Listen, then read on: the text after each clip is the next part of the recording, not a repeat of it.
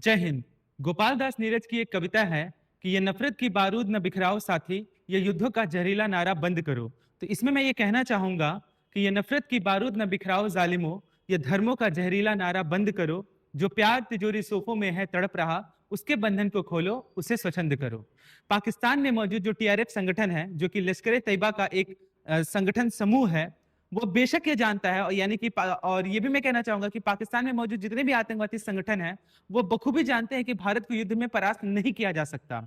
इसलिए वो धर्म के नाम पर एक दूसरे को लड़वाना चाहते हैं, एक दूसरे के जहन में धर्म के नाम पर ऐसा गंध फैलाना चाहते हैं जिसके नाम पर लोग आपस में धर्म के नाम पर एक दूसरे से लड़ते रहे और मरते रहे, और धर्म की राजनीति करना चाहते हैं, धर्म के नाम पर एक दूसरे को बर्बाद कर देना चाहते हैं। क्योंकि वह इस बात से वाकिफ है, पूरी तरह से वाकिफ है कि भारत से युद्ध में परास्त नहीं किया जा सकता। भारत से अगर मैं लड़ूंगा, अगर भारत से अगर लड़ने जाऊंगा तो मेरी हार ही होगी।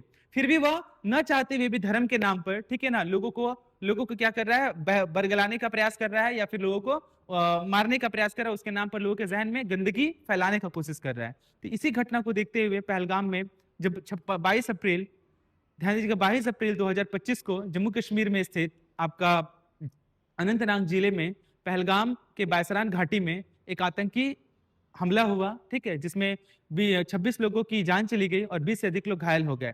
माना जा रहा है कि ये मानव पे, नागरिकों पे होने वाली ये सबसे बड़ा, मतलब सबसे निर्मम किए गए कुकृत्य था, ठीक है, जिसने आए हुए सैलानियों को, पर्यटकों की इसमें क्या हो गई, जान चली गई, ठीक है, जो कि बहुत ही घृणा और बहुत ही निंदनीय बात है।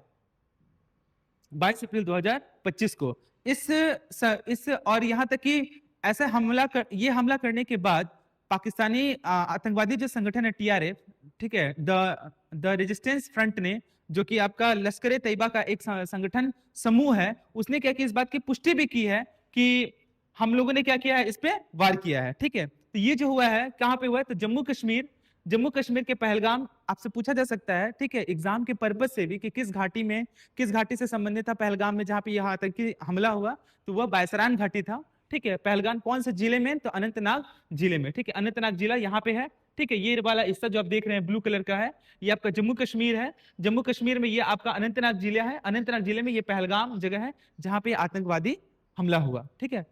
इसको थोड़ा सा ब्रीफ में देखेंगे। बायसरान घाटी है ये, जैसा कि आप देख रहे हैं, ठीक है। बायसरान घाटी में हमला हुआ जिसमें 26 लोगों की जान चली गई, निर्मम हत्या हुई, ठीक है। अफरा तफरी मच गई सारे पर्यटकों में, और वो ये समझ ही नहीं पाए कि आखिर क्या करे क्या ना करे। और वो इंडियन आर्मी के ड्रेस पे पहन करके आए थे, जिससे उन्हें लगा कि ये हमें हमारे बचाव के लिए आए हैं, लेकिन उन लोगों ने क्या किया, इसका गलत फायदा उठाते हुए, ठीक है, कहते हैं ना, सामने से वो वार नहीं कर सकते, तो पीछे से छुप करके उन्होंने क्या किया, इंडियन आर्मी का ड्रेस पहन करके उन्होंने क्या किया, लोगों को मारा।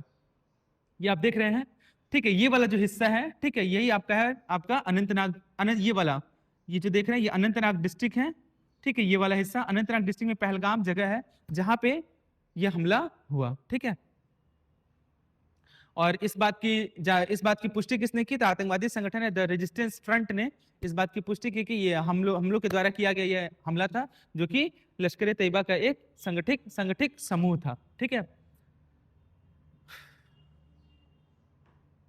ठीक है, अब इसके बाद हम ये जानना चाहेंगे कि भारत और पाकिस्तान के बीच में जो सिंधु समझौता है, यहाँ पे इस बात को डिस्कस करना इसलिए जरूरी हो जाता है क्योंकि सिंधु नदी का जो पानी है, वो 80% जो पानी है वो पाकिस्तान यूज करता है, और 20% पानी जो वो हम लोग यूज करते हैं। तो आखिर ये समझौता क्या हुआ जिसकी वजह से भारत के तमाम गृह मंत्री हो गए, या डिफेंस मिनिस्टर हो गए, या फिर प्रधानमंत्री हैं, यहाँ तक कि पूरे भारतवर्ष के जितने भी नागरिक है वो आग बबूला है, ठीक है, कि इस तरह से किया गया जो निर्मम जो हत्या है, ठीक है, ये पूरे देश और पूरे समाज के लिए, ठीक है, एक मतलब कि दुख का कारण है, ठीक है, बहुत ही बड़े दुख का कारण है, ठीक है। याद रखिए, ये लड़ाई धर्म की नहीं है, बल्कि धर्म के नाम पर आपस में लोगों को लड़वा कर भारत को कमजोर बनाना है, ठीक है।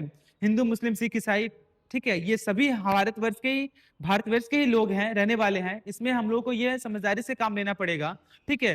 प्रत्येक आतंकवादी जो है, ठीक है, आतंकवादी है, उनका मकसद केवल अपने धर्म को लेकर के लोगों के मन में गलत भावनाओं को डाल करके लोगों को भ्रमित करने का है, ठीक है, जिसके तहत वो अपने संगठन को क्या करना चाहते हैं और मजबूत करना चाहते हैं। तो हमें इसमें जरूरत है कि हम सब एक रहें, ठीक है, और धर्म के बहकाव में आकर के एक दूसरे के धर्म का विरोध ना करें, ठीक है। यहाँ पे सोच मानवता और सोच की है जिसके तहत उन लोगों ने ऐसा गलत कार्य, बहुत ही निर्मम कार्य किया है जो कि शर्मसार कर देने वाला है।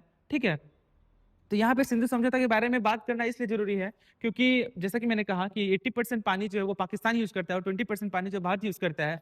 1960 में भारत के प्रधानमंत्री जवाहरलाल नेहरू और पाकिस्तान के राष्ट्रपति अयूब खान के बीच ये समझौता हुआ था। ठीक है, सिंधु नदी को लेकर के समझौते में सिंधु बेसिन से बहने वाली 6 नदियों को पूर्वी और पश्चिमी हिस्से में बांटा गया था। 6 नदियों को पूर्वी और पश्चिमी हिस्से में बांट दिया गया था। पूर्वी हिस्से की नदियां थी जैसे कि रावी, ब्यास और सतलुज के पानी पर भारत का पूरा अधिकार है। तो किस किस नदी पर भारत का पूरा अधिकार है? तो रावी, ब्यास और सतलुज के पानी पर पूरा अधिकार है। और पश्चिमी हिस्से की नदियां थी सिंधु, चेनाब और झेलम का 20% पानी भारत रोक सकता है। ठीक है, 80% पानी नहीं रोक सकता है। ठीक है, तो ये आप एग्जाम के व्यू पॉइंट से वेरी वेरी इंपॉर्टेंट। ठीक है, ये जरूर आप ध्यान में रखिएगा क्योंकि एग्जाम में क्वेश्चन पूछा ही जा सकता है। ठीक है, और हो सके तो इंटरव्यू में भी ये क्वेश्चन पूछा जा सकता है कि क्या हुआ था उस घटना का, घटना के बारे में उसका संक्षिप्त विवरण दीजिए। ठीक है, ये भी पूछा जा सकता है और एग्जाम के व्यू पॉइंट में ये आपका आंसर राइटिंग में, इसे राइटिंग में भी ये चीज क्वेश्चन आ सकता है जिसको आपको रखना होगा। और एक आप एक आगे चल करके अगर आप सिविल सर्वेंट में जाते हैं, सिविल सर्विस में जाते हैं या फिर ऐसे किसी काम में जाते हैं तो किस तरह से आप चीजों को हैंडल करना होगा और किस तरह से आप चीजों को समझेंगे। ठीक है, तो उस लिहाज से, ठीक है, और एथिक्स के पेपर से भी ये काफी ज्यादा इंपॉर्टेंट हो जाता है। ठीक है, इसलिए जरूरी है। तो ध्यान रखिएगा 1960 में भारत के प्रधानमंत्री जवाहरलाल नेहरू और पाकिस्तान के राष्ट्रपति थे अयूब खान के बीच समझौता हुआ था और समझौते में सिंधु बेसिन पे 6 नदियों को पूर्वी और पश्चिमी हिस्से में बांट दिया गया। पूर्वी नदी पे पूरा हिस्सा भारत का है जिसमें पूरी नदी में रावी है, ब्यास है और सतलुज है। और पश्चिमी हिस्से की नदियां हैं जैसे कि सिंधु, चेनाब और झेलम, जिसका 20% पानी ही भारत क्या कर सकता है, उसे रोक सकता है। 19 सितंबर 1960 को यह समझौता पर हस्ताक्षर हुआ था। ठीक है, डेट आप जरूर याद रखिएगा। ठीक है, 3 पूर्वी नदियां थी, ब्यास, रावी और सतलुज। ठीक है, और 6 नदियों पर यह सिंधु जल समझौता हुआ था।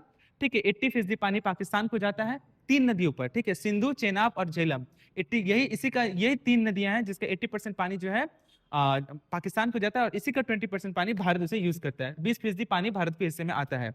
ठीक है, जो कि 36 लाख एकड़ फीट पानी पश्चिमी नदियों को पश्चिमी से ले सकता है भारत। ठीक है, ये भी इसमें मेंशन किया हुआ है।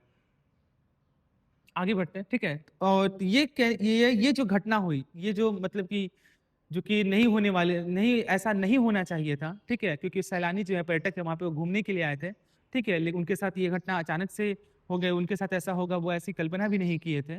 ठीक है, जो कि पूरा पूरा देश जो है आज जो है दुख में है। ठीक है, बहुत बड़ी दुख में है कि लोग अब पहलगाम जाने में, जम्मू कश्मीर के जाने में, ठीक है, हिचक रहे हैं, झिझक रहे हैं कि आखिर वो किस तरह से वहां पे जाएं। ठीक है, तो लोग घूमने के लिए जाएंगे और वहां पे लोग गोली का शिकार हो जाएंगे, तो ये तो एक शर्मसार कर देने वाली बात है ही और बड़ी दुख की बात भी है। ठीक है, तो इसी में एक शमशेर बहादुर सिंह जी की कविता है। ठीक है, मैं कहना चाहूंगा, ठीक है, कि जो धर्मों के अखाड़े हैं उन्हें लड़वा दिया जाए। ठीक है, शमशेर बहादुर सिंह की कविता है धर्म की राजनीति। ठीक है, जिसके तहत यहाँ पे धर्म की राजनीति तो मुझे कहना नहीं चाहिए, गलत होगा। यहाँ पे धर्म के नाम पर, ठीक है, मैंने पहले ही बता दिया कि भारत को युद्ध में कोई परास्त नहीं कर सकता, ये पाकिस्तान बखूबी जानता है, लेकिन धर्म के नाम पर इसे आसानी से कमजोर बनाया जा सकता है। जो धर्मों के अखाड़े हैं उन्हें लड़वा दिया जाए। जरूरत क्या कि हिंदुस्तान पर हमला किया जाए, जरूरत ही नहीं है कि हिंदुस्तान पर हमला किया जाए। इसलिए है, उनसे पूछा गया, यहाँ पे मेंशन किया, धर्म पूछा, जाति नहीं। ठीक है ना, जाति नहीं पूछा, उन्होंने इसका धर्म पूछा और हिंदू जैसे उन्होंने कहा, उन्होंने क्या किया, गोलियां बरसानी शुरू कर दी। ठीक है, तो यहाँ पे जो बात लिखा गया है एकदम सटीक लिखा गया है कि जो धर्मों के अखाड़े हैं उन्हें लड़वा दिया जाए। जरूरत क्या कि हिंदुस्तान पर हमला किया जाए। मुझे मालूम था पहले ही ये दिन गुल खिलाएंगे, ये दंगे और धर्मों तक भी आखिर फैल जाएंगे। तो ये जो दंगा है, ये जो आतंकवाद है, ये केवल देश तक ही सीमित नहीं रहेगा और इसको कमजोर करना है तो लोगों के धर्म को भी क्या करना पड़ेगा, आघात पहुंचाना पड़ेगा। इस समय हमें जरूरत है कि हमें एकजुट होकर के अपने भारत के प्रति, अपने देश के प्रति, अपने अपने हिंदुस्तान के प्रति, ठीक है, देशभक्ति की भावना को बरकरार रखते हुए इन्हें हमें कड़ी चुनौती देना पड़ेगा और इनका जवाब हमें बखूबी से देना होगा। ठीक है, तो इसलिए भारत सरकार से ये मैं विनती चाहूंगा कि कड़े से कड़े कदम अगर आप उठा सके तो उठाइए। ठीक है, जिससे कि उन जितने भी लोग जो घायल हुए हैं, जो कि अभी भी अस्पताल में हैं और जिन लोगों की जान चली गई है, ठीक है ना, उनका हिसाब हो सके। ठीक है, आज के लिए इतना ही। ठीक है, बहुत बहुत धन्यवाद।